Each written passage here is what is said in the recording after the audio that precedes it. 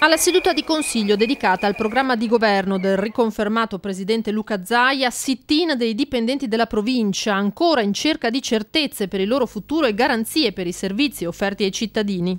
Oggi siamo qui perché chiediamo urgentemente alla Regione che faccia una convenzione appunto per aprire i futuri centri per l'impiego e che possa anche riassorbire tutto il personale già presente nei centri per l'impiego provinciali. Ci hanno detto che ci sono dei fondi, ma questi fondi sono troppo risicati per mantenere, tutto il personale che c'è adesso e il personale che assolutamente serve, perché gli utenti che bussano alle nostre porte sono sempre di più. È una questione di buon senso secondo me, perché se siamo tutti dipendenti pubblici dobbiamo cercare in tutti di salvaguardare anche il posto di lavoro.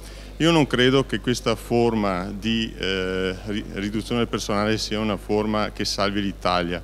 Io credo che questa è una discriminazione partita proprio dal punto più debole di tutta l'organizzazione dello Stato, cioè le province. E l'occupazione rimane in testa alle priorità del Presidente e della sua Giunta, come conferma lui stesso. Direi il lavoro, la fondamentale è garantire il lavoro ai veneti, che poi a cascata garantiamo anche altre soluzioni.